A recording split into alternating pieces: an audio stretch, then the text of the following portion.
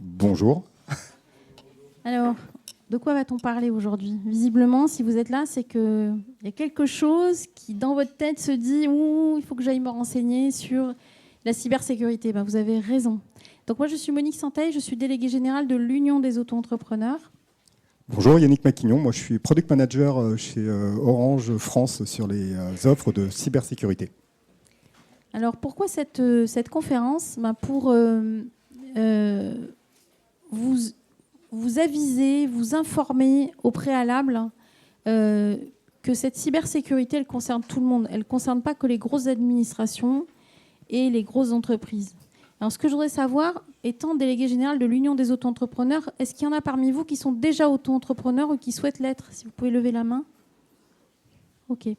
Combien sont déjà installés, sont déjà en activité, déjà immatriculés? OK. Alors, c'est bien parce que ça veut dire que vous êtes beaucoup en projet. En tout cas, vous travaillez, vous venez vous informer ici sur ce salon. Et tout ce qui concerne les cyberattaques, alors moi j'aime bien dire le terme de cybersécurité parce que l'idée c'est vraiment de se protéger. Alors souvent on a l'impression que ça ne nous concerne pas.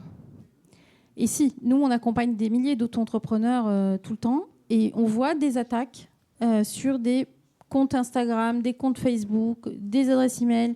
Il y a plein de situations qui sont pas agréable à vivre quand on a lancé son auto-entreprise ou son entreprise classique et qu'on se retrouve face à un hacker. Et souvent, on n'a pas été préparé à ça. Et c'est pour ça qu'on tient cette conférence avec Yannick, donc, qui est expert du sujet de la cybersécurité chez Orange. Alors, moi, la première question, Yannick, justement, on a l'impression que ça ne concerne pas tout le monde, mais si, ça concerne tout le monde. En fait, on se rend compte que tout acteur économique est forcément une cible. Déjà, avant même de parler d'acteurs économiques, de votre activité, parlons déjà en tant que personne. Nous sommes tous assujettis à recevoir à minima du phishing, du squishing. Pour ceux qui ont des enfants, vous avez peut-être reçu dernièrement la dernière vague de l'arnaque, le scam iMom, où on vous dit de rappeler sur un numéro WhatsApp. Et surtout, il y a un biais culturel et sociologique parce que la presse ne parle que des attaques qui ont concerné les collectivités, les grandes entreprises. Donc on ne voit absolument pas sous le radar tous les autres acteurs économiques, quelle que soit leur taille. Mais je peux vous jurer que malheureusement, tout acteur économique est une cible pour une raison essentielle. Un acteur économique, pour ceux qui sont en activité ou ceux qui vont devenir en activité, vous allez avoir des fournisseurs institutionnels, des fournisseurs privés. De l'autre côté, vous allez constituer une base de données de clientèle avec lesquelles vous allez interagir. Donc vous êtes un maillon d'un réseau. Or, que fait un attaquant? Il attaque ce réseau. Mais il va passer par où? Par le maillon le plus faible, c'est-à-dire celui qui a le moins de protection, le moins de vigilance. Or, depuis 2016, depuis 2017, lorsqu'il y a eu la grande attaque de WannaCry, qui était le premier rançongiciel qui a touché des grandes entreprises du type Saint-Gobain, les grandes entreprises ont mis en place des stratégies et des politiques pour se protéger. Maintenant, vous descendez dans l'échelle en termes de taille. C'est pas un discriminant par secteur d'activité, mais vraiment de taille. Là, forcément, il y a moins l'éveil à être enclin à mettre en place une stratégie de cybersécurité. Pourquoi? Parce qu'on n'a pas le temps, parce qu'on n'est pas éveillé, parce que souvent, si on est 0,1 salarié, déjà, c'est son activité qui prend un maximum de temps. Donc forcément, on n'a pas la conscience ou l'éveil pour se dire que je dois aussi agir en tant qu'entrepreneur pour investir et me protéger contre les cyberattaques. Et quand on parle de cyberattaque ou cybersécurité, soyons clairs, le préfixe cyber, ça signifie juste que c'est un monde digital. Donc c'est que vous utilisez des outils digitaux et qu'il n'y a pas forcément une matérialisation de la chose lors d'une attaque. Lorsqu'on parle de sécurité, on va penser à des agressions physiques, enfin ce que vous voulez, mais le fait est qu'on peut la matérialiser et on en est conscient. Par contre, de plus en plus, il faut prendre conscience que nous avons tous un double digital et que ce double digital, particulièrement quand on est un professionnel, va forcément, à un moment donné, être la cible d'attaquants, de hackers. Plus 11%. C'est juste pour vous dire que les hackers ont bien compris qu'il était beaucoup plus simple maintenant de descendre sur des populations qui présentent un ROI, un revenu sur investissement beaucoup plus intéressant parce que le taux d'effort de l'attaque est maximisé par le fait que la défense n'est jamais en place. La défense n'est jamais en place parce que la personne n'a pas conscience de la valeur de ses données, n'a pas conscience de l'impact que ça va pas avoir sur son activité. Typiquement, le cyberassureur Hiscox, qui est donc le plus grand cyberassureur anglais dans le monde, estime en 2023 à 4 900 le coût médian.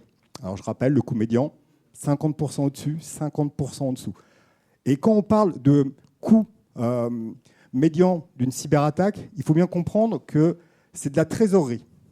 La plupart des entreprises de moins de 10 salariés qui se sont fait attaquer, c'est de la trésorerie, c'est du fonds de roulement. Pourquoi ? Tout simplement, on ne provisionne pas pour ce type de problématique. On provisionne sur la continuité, le développement de son activité, mais on ne provisionne pas sur le cyber-risque. Alors que ça doit être vu comme maintenant un essentiel, un must-have dans le cadre de la conduite de votre activité. Je vois qu'il y a aussi beaucoup de personnes assez jeunes, donc très portées sur l'utilisation de réseaux sociaux, par exemple comme canal de distribution.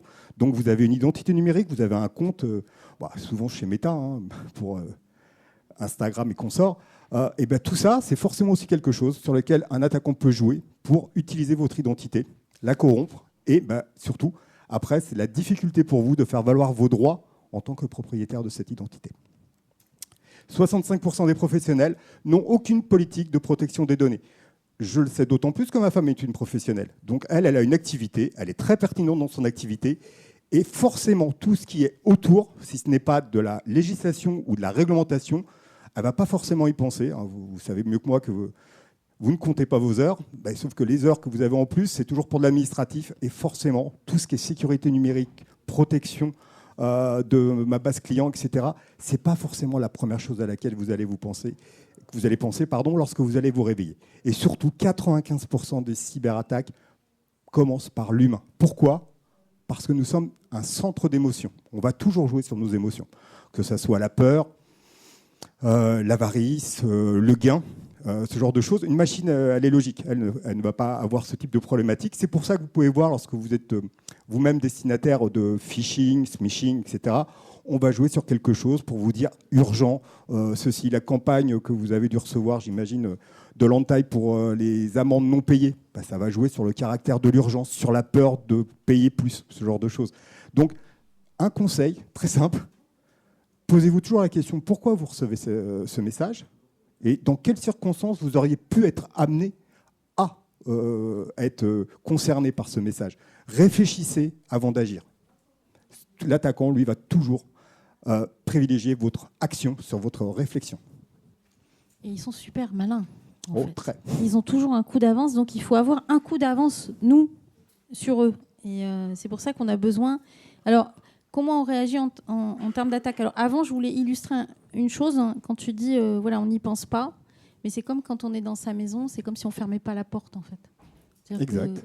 En fait, il faut vraiment avoir ce réflexe de se dire, OK, aujourd'hui, c'est les usages numériques, principalement, mais on n'est pas né avec. Et puis, on ne nous a pas appris. Et même les plus jeunes qu'on peut voir qui utilisent déjà des tablettes et qui sont petits, personne ne leur apprend. Alors qu'on apprend aux enfants, on met des prises de sécurité, on met encore des coins sur les tables, mais on leur colle un portable, en fait. Et en fait, on oublie ce côté sécurité. Alors qu'on est sursécurisé sur d'autres trucs, mais là, non. Et là, il faut vraiment prendre conscience de ça. Et juste pour illustrer ce que tu disais sur justement les réseaux sociaux, moi, j'ai un exemple. Elle s'appelle Alice, c'est une de nos coéquipières. Elle a une activité d'esthéticienne à domicile et en boutique. Et en fait, elle a tout misé sur Instagram. Elle avait une super communauté, etc. Tout marchait super, des super photos, des super exemples, des témoignages de clients. Sa communauté grandit. Et au moment où ça grandit super, où elle a ouvert sa boutique et tout, là, un jour, elle ne peut plus aller sur son compte Instagram. Et en parallèle, elle a un message de WhatsApp qui arrive d'un numéro inconnu qui lui dit « Le compte est bloqué. En fait, c'est une rançon. Il demandait 10 000 €. Et il fallait qu'elle paye pour récupérer son accès. Alors évidemment, on va revenir au sujet. Quand on est attaqué, qu'est-ce qu'il faut faire, Yannick ? Comment réagir ? La première chose, là, ce sont des choses très simples qu'on a l'habitude de dire. C'est dans le cadre de l'éveil. Forcément, ça dépend du type d'attaque, ça dépend à quel moment, quel secteur, quel type d'identité, est-ce que c'est votre base de données qui est attaquée. Mais il faut toujours réagir vite. La première chose, c'est faire en sorte que le vecteur qui est attaqué, en règle générale, c'est quand même votre ordinateur, vous le déconnectez de tous les réseaux afin qu'il évite la propagation. Parce que souvent, un attaquant va utiliser un vecteur d'attaque pour se démultiplier. Je dis ça, si vous créez une base client, la première chose que je ferai en tant qu'attaquant, si je réussis à pénétrer sur votre ordinateur, c'est d'exploiter votre base client pour me démultiplier. Pourquoi ? J'augmente ma surface d'attaque. Donc forcément, j'augmente mon gain potentiel derrière. Donc toujours tout déconnecter. N'hésitez pas à arracher le RJ45 si vous en avez un. Ne pas mettre à jour l'antivirus parce qu'on s'est rendu compte qu'il y avait certains types d'attaques qui passaient par des messages malicieux vous disant qu'il faut absolument mettre à jour parce que vous êtes victime d'une cyberattaque. C'est ce que je vous disais. Là, vous êtes dans l'action et pas la réflexion. Pourquoi votre antivirus réagit comme ça à ce moment donné ? Forcément, quand on ne connaît pas le contexte, qu'on n'a pas l'habitude, toute la problématique, c'est comment y faire face. Et donc, ça, ce sont vraiment des conseils simples. Si vous pouvez les appliquer, j'espère que vous ne serez pas attaqué, mais ça serait quelque chose à faire.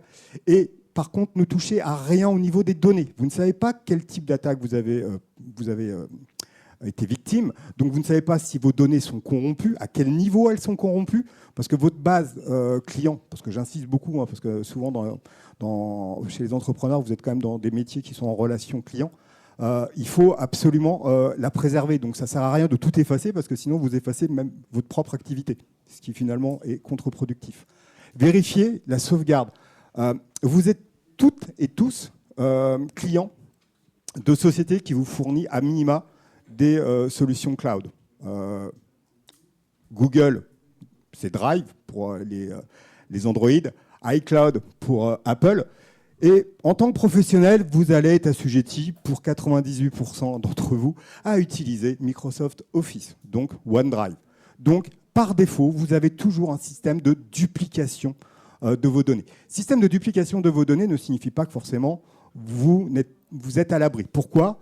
Le délai moyen d'une cyberattaque peut être de 11 jours. L'attaque foudroyante, ça existe encore, c'est encore fait, mais souvent, ils vont déjà scanner des ports, des IP. Ils vont pouvoir commencer à identifier comment pénétrer sur le vecteur étant votre ordinateur, si je prends cet exemple, et après, s'installer. Donc 11 jours. Pendant ce temps-là, vous faites des sauvegardes. Mais vos sauvegardes, à un moment, moi, je vais les corrompre, et vos sauvegardes seront corrompues. Pourquoi ? Parce que le principe de l'attaquant, en droit français, on appelle ça l'extorsion de fonds. C'est de vous mettre en situation de faiblesse afin de profiter de mon avantage pour vous extorquer quelque chose. Rançon, paiement, enfin, que sais-je. Donc, faites attention. Les sauvegardes, je vous conseille d'utiliser donc ce que vous avez à disposition, qui est gratuit dans le cadre de votre abonnement. Je vous conseille aussi d'utiliser un support physique qui n'est pas connecté à Internet, genre un petit disque dur, une fois par mois. Hein, comme ça, au moins, lui, il est dans votre tiroir, donc à part un vol physique, je ne vois pas comment on pourrait y aller. Mais toujours doubler, c'est le principe de la résilience, de la redondance, c'est toujours doubler ce qui va protéger ce qui est important pour vous dans le cadre de votre activité. Toujours. Ne soyez pas petit bras là-dessus, parce que je peux vous jurer, c'est comme quand on a un accident de voiture. On a tous appris à conduire, on ne nous a jamais appris à réagir quand on a un accident de voiture. La première fois que ça arrive, ça surprend. Et là, on est en mode panique. Et donc, on est exactement dans la même situation lorsqu'on est victime d'une cyberattaque. Ne pas payer de rançon, ça c'est juste un retour d'expérience. On a des clients qui ont été victimes de cyberattaques, qui malheureusement n'ont pas prévenu les autorités, ne nous ont pas prévenus en tant que sous-traitants de leur cybersécurité, ont payé. Quand vous payez, vous êtes forcément tagué comme pigeon. Donc de toute façon, une semaine plus tard, ils se sont repris la même attaque par le même gang. Pourquoi ? Toutes vos données, tout ce que vous laissez sur Internet, on les retrouve dans des data lakes. Après, c'est de faire du data scientist pour trouver des correspondances entre votre adresse mail, un numéro de téléphone, une enseigne que vous utiliserez, que sais-je. Donc là, par contre, clairement, quand ils se sont fait taper sur le dark web, ils ont été tagués comme étant pigeons. Donc, ils ont recommencé. Ça leur a coûté au bas mot 9 000 € la première fois et 7 000 € la deuxième fois. Parce que n'oublions pas, quand vous êtes victime d'une attaque de haut niveau type rançongiciel, non seulement vos données sont inexploitables parce que c'est un cryptage de type militaire, mais vos ordinateurs, oubliez. Ils sont bons à partir à la poubelle. Ils sont inutilisables. Et c'est justement l'exemple que je citais de cette jeune femme Alice qui n'a pas payé et qui, du coup, depuis s'est protégée, depuis elle a compris. Mais par contre, elle a perdu toutes les données. Parce que, par exemple, un réseau social comme Instagram, alors c'est gratuit. Hein. Tout ce qui est gratuit, si ce n'est pas contractualisé, il n'y a pas de service. Ça veut dire qu'on ne peut pas récupérer les informations. Donc, on ne récupère pas. Ce sont que des pseudos en plus sur Instagram, par exemple. Donc, c'est à vous à les tenir à jour, c'est-à-dire à conserver dans votre base de prospects, de clients, tous ces contacts. Alors, soit on me dit, mais comment on fait ? L'huile de coude, ça s'appelle. Et en fait, ça veut dire qu'il faut que vous les enregistriez pour les sauvegarder.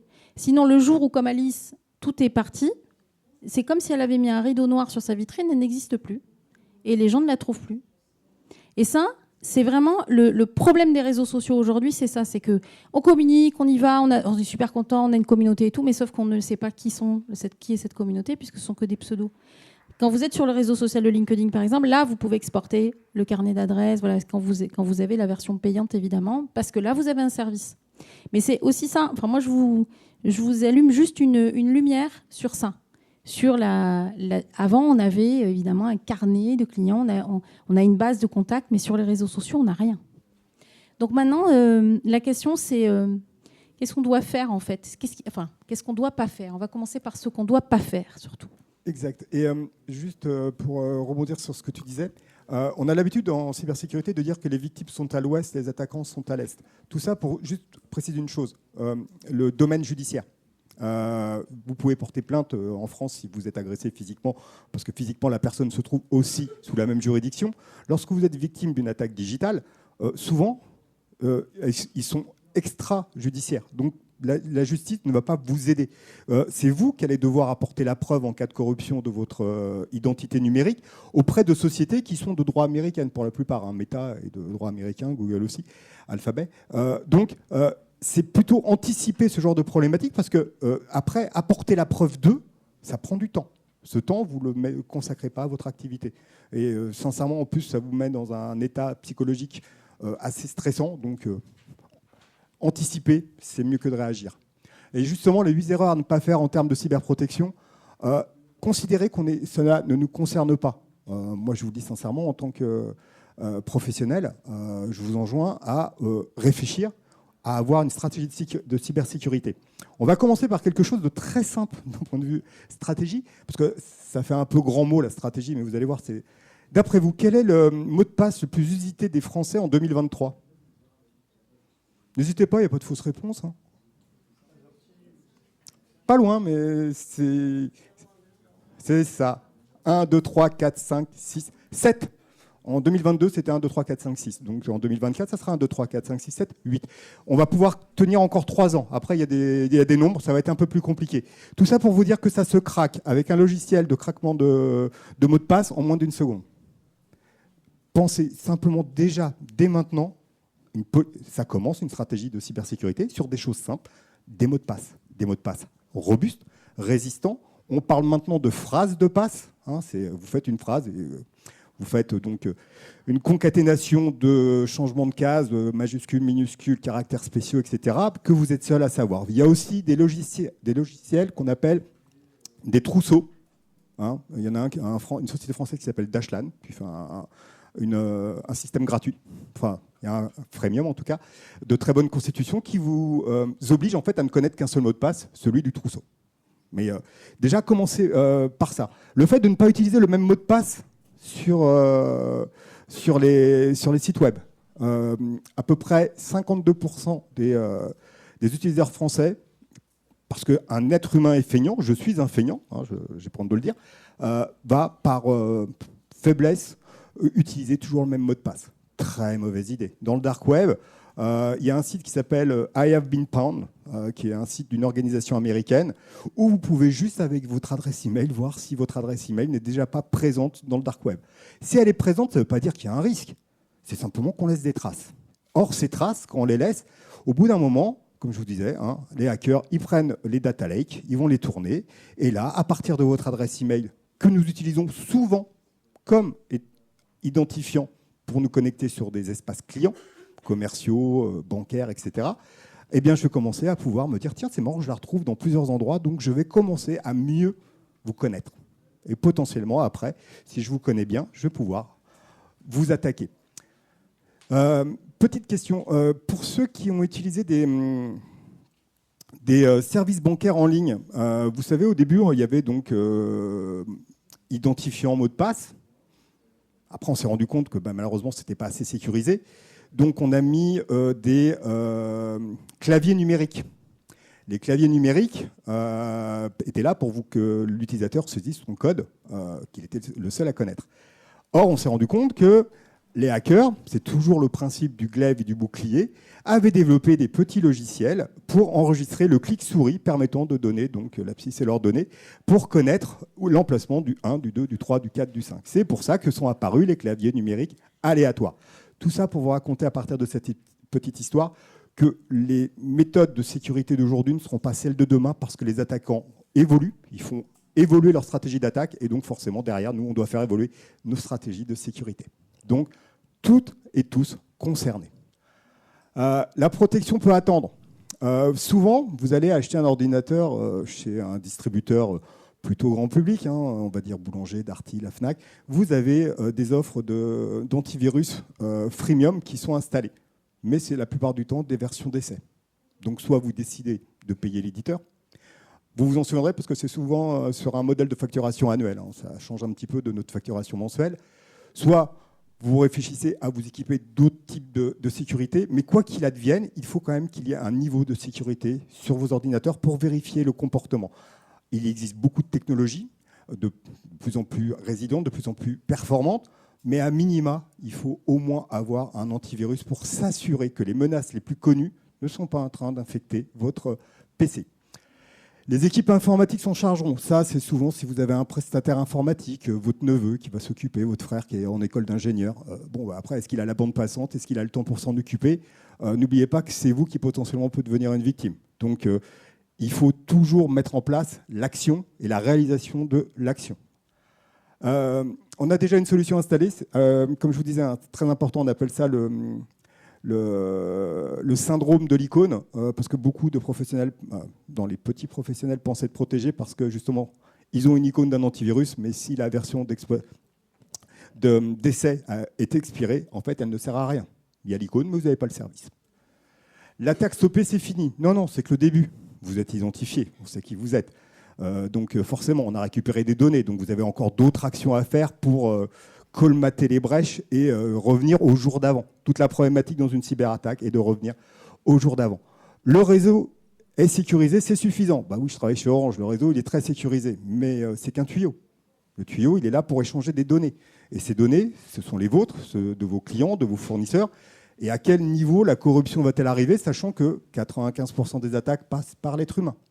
Souvent, vous pouvez être victime, pas d'une attaque ciblée, mais d'une attaque par rebond. C'est l'exemple que je donnais tout à l'heure. Je connais une PME, elle s'est fait attaquer parce que son fournisseur allemand avait été tapé. Ils ont utilisé la base client et ils ont relancé l'intégralité de leur attaque sur toute l'Europe. Et forcément, qu'est-ce qui se passe? Vous êtes en interaction avec un fournisseur. Vous le connaissez, vous connaissez son nom, vous connaissez son email. Vous recevez quelque chose. Votre niveau de vigilance, il est plutôt bas. Et là, vous avez une facture d'avoir. Quand on est professionnel, une facture d'avoir, de l'argent qui revient, waouh, je clique. Mauvaise idée. 3 semaines d'interruption de service et ça leur a coûté 12 000 €. Mais bon, c'est comme ça. Donc, toujours être vigilant. N'hésitez pas à passer un coup de fil si vous ne comprenez pas pourquoi vous recevez le mail de quelqu'un que vous connaissez. Sincèrement, ça ne coûte pas cher et ça peut éviter beaucoup de dégâts. Petit tips, lorsque vous êtes victime de phishing, il y a une chose que pour l'instant les attaquants n'arrivent pas à modifier, c'est l'adresse mail. L'alias, vous savez, c'est ce que vous allez lire en première intention, va être modifié. On va le mettre en modification pour que vous puissiez justement croire que c'est quelqu'un de confiance qui vous envoie ce mail. Vérifiez toujours le détail de l'adresse mail. Et s'il n'y a pas de cohérence, c'est qu'il y a un loup. Et s'il y a un loup, il faut juste le mettre à la corbeille, le supprimer à minima. De toute façon, si c'est vraiment une correspondance qui a de l'importance, l'expéditeur vous recontactera. Parfois, Yannick, on peut voir des adresses email qui ont été juste, il y a un numéro qui est ajouté ou une lettre qui est ajoutée dans l'adresse. C'est pour ça qu'il faut agrandir sa fenêtre de l'écran de l'ordinateur pour voir, et pareil sur les téléphones, le tourner dans l'autre sens pour voir l'entièreté de l'adresse mail, pour vérifier que c'est bien l'adresse mail de votre correspondant. Et pareil pour les URL de site. Exact. En fait, il ne faut pas se tenir à ce qu'il y a. Il faut regarder comment est construite l'URL et voir si on est bien. Si c'est un gouv.fr.1802, c'est pas bon. c'est gouv.fr. Tout ce qui est gouvernemental, ça se termine par gouv.fr. Et avant, il n'y a jamais des successions de chiffres. Souvent, il y a des chiffres. Il faut faire attention. C'est très bien ce que tu dis, Monique, parce que ça me fait penser à une petite anecdote. Il y a 3 semaines, l'ICANN, qui s'occupe du référencement des noms de domaine, a découvert que des noms de domaine en couv.fr avaient été déposés. Couv, petit Q. Dans une barre d'URL, je vous mets au défi, selon la typographie utilisée, de faire la différence entre un G minuscule et un Q minuscule. C'est pour ça que pour tous les sites, tout ce qui est réglementaire, il faut passer par l'identité numérique de la Poste, par exemple. Alors oui, c'est un peu pénible à faire, mais bon, ça se fait une fois que c'est fait. Et passer par France Connect, quand même, qui sont les outils qui sécurisent, c'est-à-dire qu'on sait qui est derrière l'écran, quoi. Exact. On parlait d'identité numérique. Là, vous visez. Vous avez un visa sur votre identité numérique qui vous permet de pouvoir l'utiliser de façon sécurisée. Donc oui, c'est des choses à faire. Et ça vous évite à chaque fois de réutiliser une identité que vous êtes obligé de créer chez le fournisseur et qui peut, à un moment donné, de toute façon, être connue par un attaquant. N'oubliez pas, vos fournisseurs, là où on laisse nos données. Vous avez vu la dernière pub d'Apple ? Vous savez, avec la personne, elle a l'iPhone, puis il y a des petites caméras qui se mettent à voler de partout. Non, vous n'avez pas vu ? Ah, merci. Je me disais que je suis le seul à voir des programmes particuliers. En fait, Apple, par exemple, met en avant la furtivité. La furtivité, c'est un des sous-domaines de la sécurité. La furtivité, c'est justement de limiter ses traces. Parce que si on limite ses traces, eh bien, forcément, l'attaquant ne nous connaît pas, donc ne va pas forcément s'intéresser à nous. Or, vous, en tant que professionnel ou futur professionnel, vous aurez l'obligation d'être visible, de vous faire connaître. Or, vous augmentez votre visibilité, donc forcément, vous serez connu et potentiellement, vous pourriez être destinataire d'une cyberattaque. Donc, votre problème, c'est ce paradoxe. Être visible pour développer mon activité, mais en même temps, être assez éveillé pour mettre en place la bonne stratégie de cybersécurité pour éviter d'être une victime. Si vous avez des questions, profitez-en. Oui ? Alors moi, je me demande concernant les emails qu'on reçoit un peu farfelus, est-ce qu'il est nécessaire, utile ? Non, mais c'est plus simple de faire partager. Bonjour tout le monde. Je voulais savoir par rapport aux emails. Souvent, moi, je bloque l'expéditeur ou je le mets en hameçonnage et en fait, le message revient. J'ai l'impression de faire ça pour rien. Quels conseils vous pouvez nous donner suite à des messages spam et autres ? Merci. Eh bien, le spam, oui, c'est une... alors, typiquement, je suis comme vous, je reçois aussi beaucoup de mails non sollicités, à titre personnel. Et donc, je les déclare en spam. Simplement, à titre d'information, c'est des noms de domaine qui sont utilisés, donc c'est des noms de domaine qui sont jetables. Il y en a 30 à 40 000 qui sont créés chaque jour. Il y en a autant qui sont fermés dans le même cycle de 24 heures. C'est une vraie machine. Donc vous verrez, vous êtes attaqué par, je dis n'importe quoi, Toto 1, vous le mettez en spam. Après, vous serez Toto 2, Toto 3. Pourquoi ? Parce que vous, votre adresse email, par contre, elle est dans des databases qui sont utilisées par ces personnes-là. Et eux, ils font tourner ce qu'on appelle des robots. Et ils envoient. C'est toujours le principe, vous savez, du chalutier. Il va lancer le chalut, il va ramasser beaucoup de choses. Il n'y en a pas beaucoup de choses qui ont de la valeur. Mais c'est ça qui l'intéresse, ce 1%. Ce 1% par rapport au taux d'effort, au coût, il gagnera. Donc, par rapport à ça, c'est de toujours rester vigilant. Parce que, justement, on s'est rendu compte dans le dark web qu'il y a beaucoup maintenant de ce qu'on appelle des toolkits. Donc, c'est des petites boîtes à outils qui sont disponibles contre des bitcoins pour mettre en place des attaques de phishing. On a vu, il y a quelques années, c'était des copies écran. Franchement, c'était tout pourri, on ne sait pas faire. Après, ils se sont adaptés. Après, ils ont commencé à adapter aussi ce qu'on appelle le niveau culturel, c'est-à-dire la maîtrise de la syntaxe et de la grammaire. Après, la maîtrise de l'enseigne. Et comme je vous disais, les data scientists, eux, ils vont chercher, ils vont croiser, ils finiront peut-être par découvrir que votre adresse email, vous l'utilisez aussi bien pour, je sais pas, la FNAC, et en même temps pour la Banque du Crédit Mutuel. Donc, à ce titre, ils vont se dire que potentiellement, je peux lancer une attaque vis-à-vis de vous avec l'enseigne du Crédit Mutuel parce que j'ai une forte probabilité que vous soyez client du Crédit Mutuel. Et surtout, maintenant, on a découvert qu'ils utilisaient l'IA, enfin le modèle d'IA proposé par Meta, qui est un modèle libre d'accès, pour justement adosser à la toolkit un outil d'IA, générateur de courrier, qui peut justement aider à générer des campagnes de phishing sous enseigne bancaire, assurantielle. Après, spécifiquement pour la France, tout ce qui est santé ou prévention, donc sécurité sociale, Amélie, etc. Donc, il s'adapte, il se professionnalise et ça nous oblige à avoir un niveau de vigilance encore plus accru.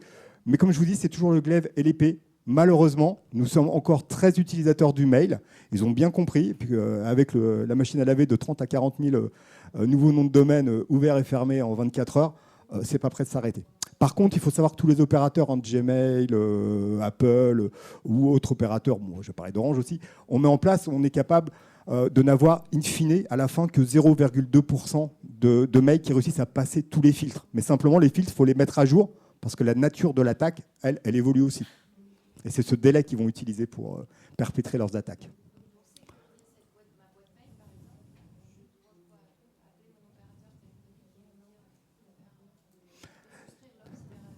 Non, je vous dirais que j'inverserais la problématique. C'est d'utiliser plusieurs adresses mail. Et selon la destination de l'usage, diversifier, c'est-à-dire avoir une adresse mail que vous n'utilisez que pour ce qu'on appelle les institutionnels. Amélie, l'URSSAF, l'impôt. Et ça, jamais vous l'utilisez pour autre chose. Une qui est destinée famille, proche. Ça vous permet de garder un peu le contact. Après, vous avez votre adresse professionnelle. Là, par contre, l'adresse professionnelle, par définition, elle est censée être visible. Donc, forcément, elle sera captée. Donc, forcément, vous retomberez dans le même cycle. Mais déjà, moi, j'aime bien faire le zoom entre vous en tant qu'acteur professionnel et particulier. En tant que particulier, il faut aussi qu'on ait une bonne posture pour se protéger. Et je vous dis, le coût de la démultiplication des adresses mail, moi, personnellement, j'en utilise 5. Voilà. Donc, je sais que j'ai des adresses mail poubelles qui, elles, vont être destinataires, sans compter que selon le fournisseur que vous allez utiliser, de messagerie, pardon, ça peut être différent. On sait très bien que tous les Hotmail et yahoo.com.fr, ils se sont fait éventrer leur base de données. Donc, de toute façon, c'est porte ouverte. Gmail est une adresse mail très sécurisée. Hein. C'est pour moi l'une des meilleures. Celle fournie par Apple aussi. Et après, forcément, celle d'Orange, parce que je travaille dans le groupe, je connais aussi le niveau de sécurité. Mais voilà, il faut éviter les adresses exotiques, les fournisseurs en tout cas exotiques, parce que souvent, ils n'ont pas la résilience. Mais c'est la démultiplication des adresses avec une destination unique qui limite votre visibilité et votre capacité après d'être destinataire de ce type de courrier.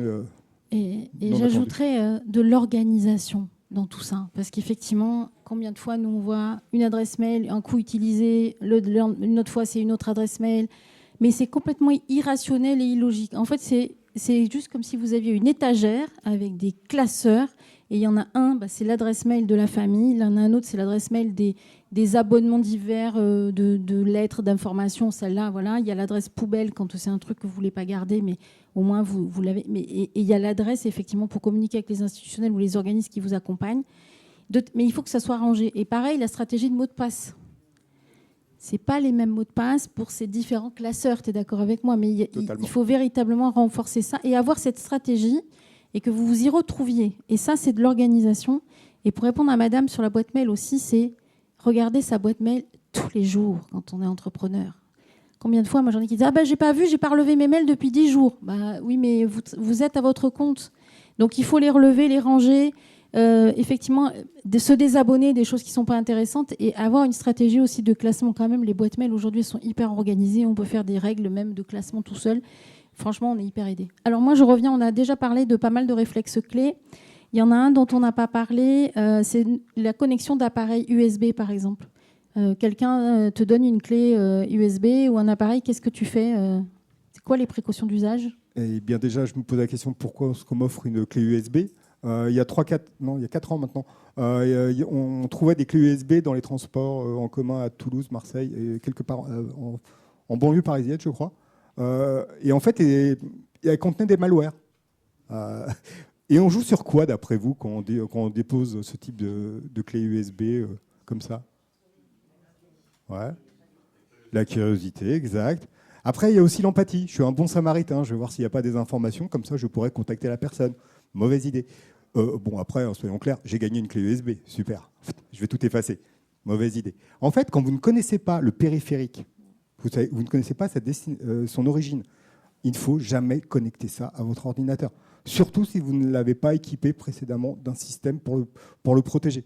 Parce que s'il n'est pas capable d'analyser le malware, une fois qu'il est sur votre ordinateur, vous n'avez plus que vos yeux pour pleurer.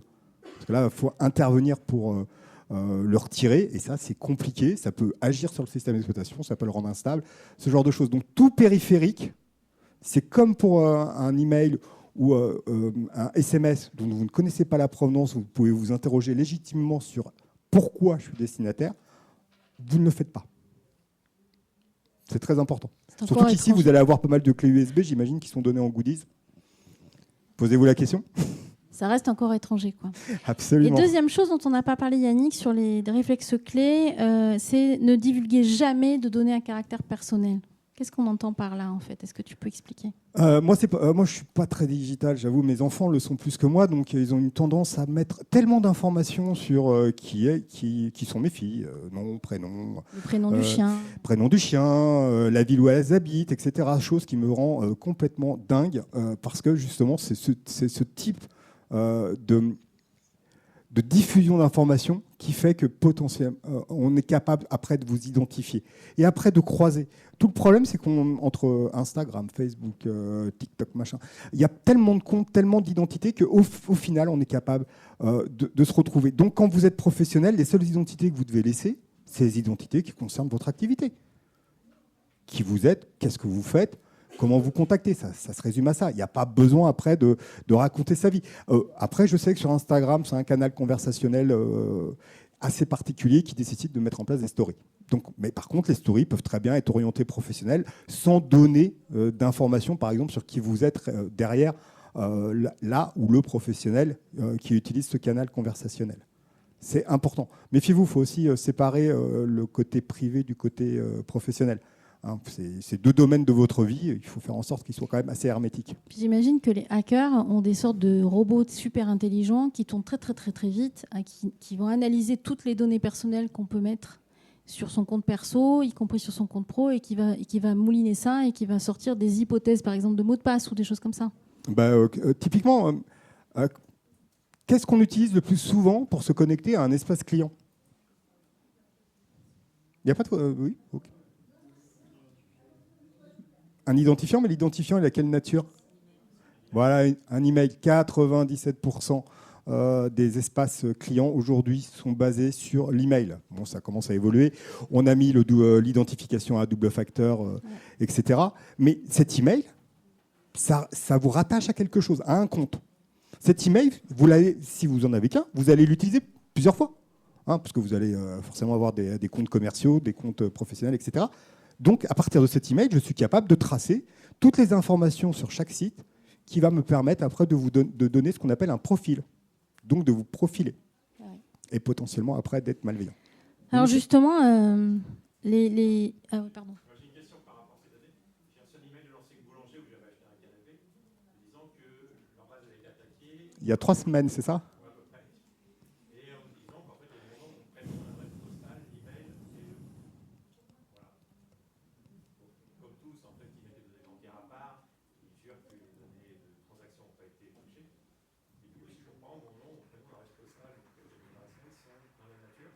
En tout cas, ont été collectés.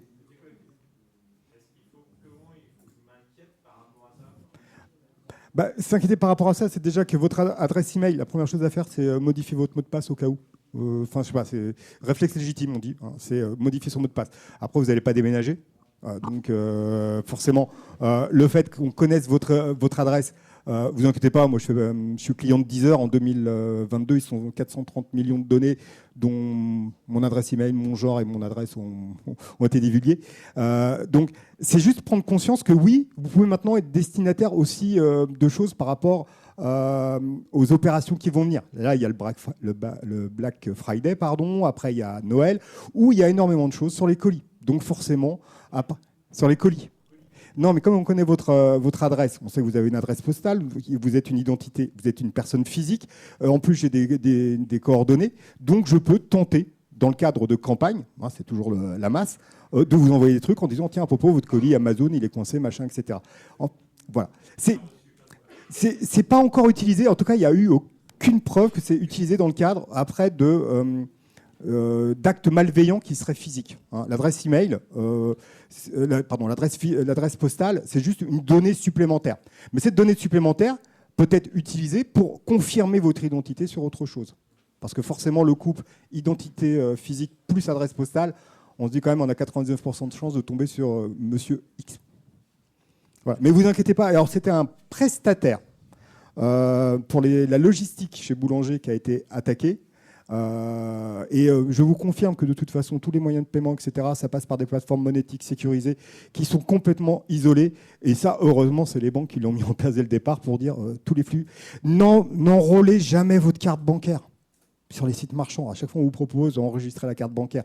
Le faites pas. Imaginez que je trouve votre identité, je me connecte à votre place. Non seulement je suis vous, mais en plus, je peux utiliser votre moyen de paiement. Il y en a un seul qui le fait, c'est Amazon, et j'arrive toujours pas à comprendre pourquoi on n'arrive pas à retirer cette obligation. Monsieur, s'il vous plaît, vous avez la diapo précédente, il y avait HTTPS, oui. Non, attendez. Le HTTPS, oui, c'est parce qu'en fait, ça signifie que vous êtes sur un protocole sécurisé, donc SSL, donc maintenant on parle de TLS plutôt, 1.2, et ça signifie que c'est crypté. Donc, il y a un niveau de sécurité. Ce niveau de sécurité, il y a à peu près 95% des sites qui ont du HTTPS, 5% ne l'ont pas. S'il n'y a pas de présence du petit cadenas à côté du HTTPS, ça signifie que vous êtes sur un site qui est complètement ouvert. Il n'y a aucun cryptage, il n'y a rien. Toutes les données échangées sont visibles et potentiellement enregistrables. Donc on n'achète rien sur ce site qui n'est pas HTTPS, on ne met surtout pas sa carte bancaire. Ah non, puis évitez. Je vous dis sincèrement, si vous n'avez pas le cadenas, posez-vous la question. C'est n'importe quelle société commerciale est dans l'obligation de mettre en place ce type de protocole.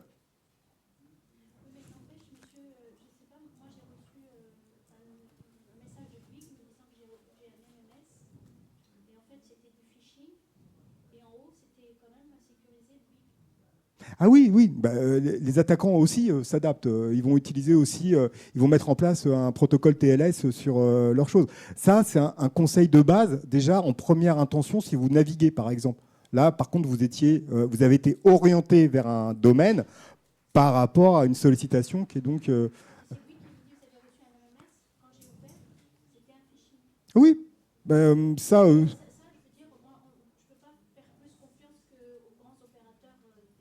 En fait, c'est pas Bouygues qui vous l'a envoyé.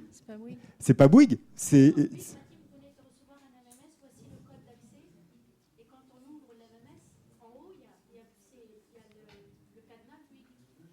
Oui, mais c'est pas Bouygues qui vous...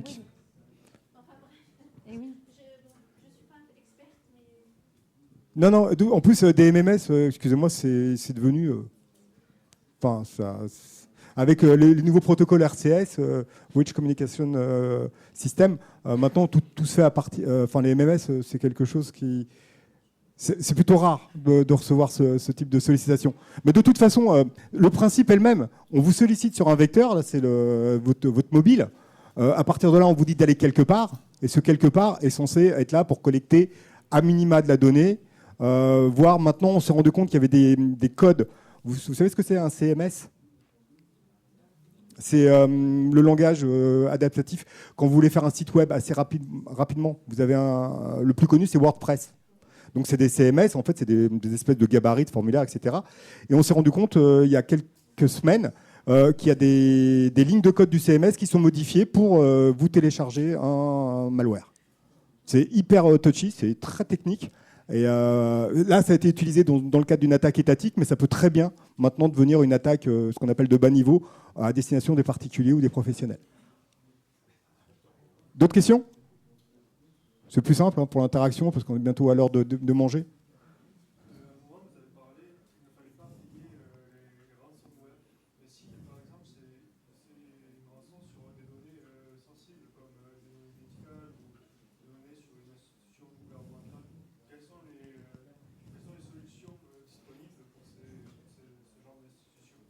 Alors déjà, CHU, collectivité ou autre entité rattachée au gouvernement a l'obligation de ne pas payer de rançon. Pourquoi? C'est pour éviter la récidive. À partir du moment où on sait que vous êtes en situation de payer, eh ben on va revenir, c'est open bar. Donc, ils ne payent pas. C'est pour ça que vous avez souvent entendu parler d'attaques de CHU, de collectivités, parce que justement, ils veulent rentrer sur les données sensibles et profiter de cette collecte pour justement se faire verser une rançon. Donc, il y a un principe. Le principe, comme je vous dis, c'est de l'extorsion de fonds. Ne payez pas, sinon vous risquez d'être une deuxième victime. Et l'État a mis en place, à travers l'ANSSI, l'Autorité nationale de sécurité des systèmes d'information, plein de règles à destination des grandes entreprises, des CHU, etc., pour justement protéger leurs systèmes, leurs infrastructures et, in fine, les données de santé qui nous concernent toutes et tous. Et il y a des réglementations européennes qui s'appellent le NIS, le Network Informatic Security, qui vient d'être augmenté en 2 pour sécuriser tout ce qui est vital pour nous, opérateurs d'énergie, opérateurs d'eau, opérateurs tout court, et justement domaine de la santé.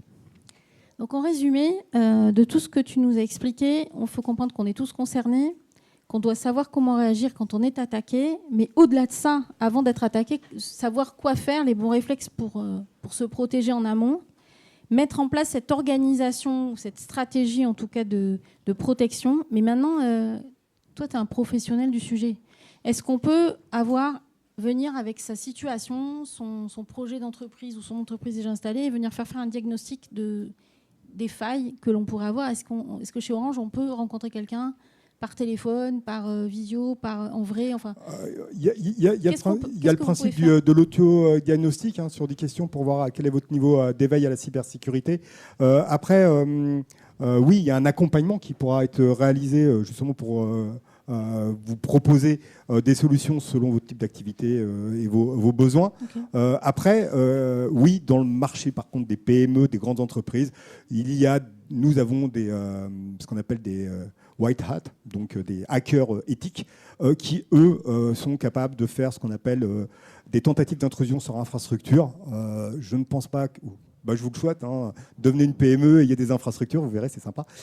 Oui, là, par contre, oui, il faut absolument de toute façon. Plus vous grossissez, plus vous utilisez, plus vous démultipliez vos outils digitaux et vous les interconnectez, un serveur NAS, n'importe quoi, forcément, ça nécessite que chaque point de votre infrastructure doit être protégé individuellement pour protéger le collectif. C'est très important. Chaque point qui n'est pas sécurisé est un point de pénétration. Donc c'est pour ça que c'est hyper important en fait pour tous ceux qui entreprennent aujourd'hui, parce qu'il faut être avisé de ça, savoir quoi faire avant d'être le nez dans le guidon, comme on dit, de son activité. Quand vous sortirez, parce qu'on arrive à la fin, il y a Maïté qui a le même gilet que moi, UAE, qui va si vous voulez recevoir les informations d'Yannick, recevoir aussi les informations de l'UAE, vous bénéficiez de l'adhésion gratuite à l'UAE pour 1 année, parce que vous êtes sur le salon aujourd'hui. Donc profitez-en, vous recevrez un mail de l'UAE, c'est bien nous, l'UAE, qui vous écrirons. Et on vous mettra en contact après aussi avec les supports que vous pourrez écouter, les capsules comme les tutoriels ou les webinaires qui sont faits par l'équipe d'Orange, de telle sorte que vous soyez au fait de l'information et qu'on puisse vous aider à bien penser les choses et à bien vous sécuriser pour ne pas avoir de problème, en fait, le moins possible. Eh bien, pour conclure, je vous dirais juste n'oubliez jamais d'utiliser ce qui est le plus important dans l'humanité, c'est notre cerveau. C'est je réfléchis avant d'agir. Ça évite beaucoup de problèmes. C'est facile à dire, mais après, selon la période, on a tous nos périodes, surtout chez les pros, comme je vous dis, ma femme en est une, donc quand il y a le coup de feu, on est un peu focusé, on ne regarde pas vraiment à côté ce qui se passe, et c'est malheureusement souvent là que l'erreur arrive. En tout cas, je vous souhaite une bonne continuation professionnelle à toutes et à tous, et le meilleur succès dans vos activités respectives. Et vous nous retrouvez sur le stand Orange, pour l'équipe Orange, juste en sortant, et juste en face, le stand UAE. Donc à bientôt, de toute façon, on vous enverra les informations. Bon envol.